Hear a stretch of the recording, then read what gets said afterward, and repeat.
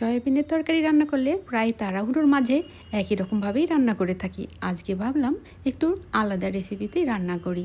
আজকে রান্না করলাম সয়াবিনের মুইঠা। তার জন্য আমি এখানে 1 প্যাকেট সয়াবিন নিয়েছি। এবার গরম জলে ভিজিয়ে রেখেছিলাম। যতটা সম্ভব জলটা নিংড়ে নিয়ে একটা মিক্সিং জারে নিয়েছি। ওর মধ্যে কয়েক কোয়া রসুন, কাঁচা লঙ্কা দিয়ে আগে পেস্ট করে নেব। এবার পেস্ট করে নেওয়া সয়াবিনগুলো একটা প্লেটে ঢেলে রেখে ওর মধ্যে দিয়ে দেবো পরিমাণ মতো লবণ, হলুদ, জিরে গুঁড়ো, লঙ্কা গুঁড়ো আর পরিমাণ মতো চিনি, একটা সেদ্ধ করা আলু, পেঁয়াজ কুচি আর পরিমাণ মতো কর্নফ্লাওয়ার। সবগুলো একসঙ্গে খুব ভালো করে মেখে নেব। সয়াবিনগুলো মাখবার সময় যদি নরম মনে হয় তাহলে একটু বেসনও দেওয়া যেতে পারে, আর বেসন দিলে সয়াবিনের টেস্টটা আরও বেড়ে যায়। সবগুলো মশলা দিয়ে সয়াবিনগুলো খুব ভালো করে মেখে নিয়েছি। এবার হাতে সর্ষের তেল নিয়ে মুঠো মুঠো করে লম্বা সাইজের একটা শেপ দেব।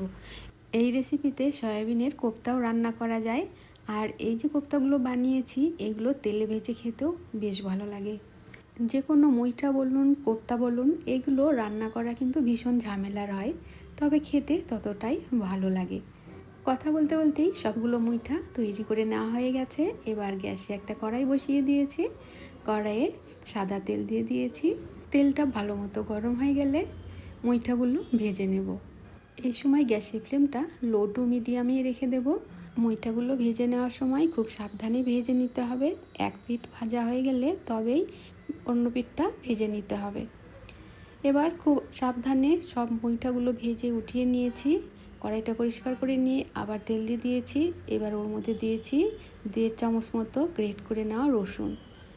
রসুনটা 1 মিনিট ভেজে নেওয়ার পর পেঁয়াজ কুচি দিয়ে দিয়েছি। তারপর দিয়েছি আদা বাটা, জিরে বাটা আর লঙ্কা বাটা। সব মশলাগুলো খুব ভালো করে মিশিয়ে নেব। এবার সব মশলাগুলোই লো ফ্লেমেই কষিয়ে নেব। তারপরে দিয়ে দেবো পরিমাণ মতো লবণ আর হলুদ।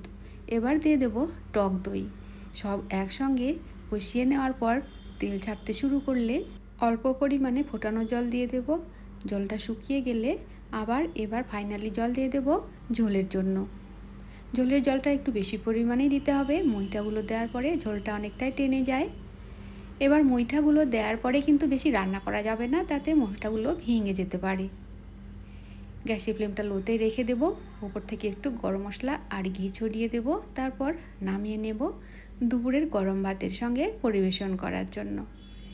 তো বন্ধুরা, এই ছিল আজকে আমার ছোট্ট একটা রেসিপি।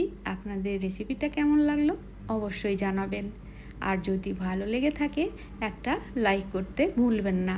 আজকের ভিডিওটি দেখার জন্য আপনাদের জানাই অনেক ধন্যবাদ। দেখা হবে পরের ভিডিওতে।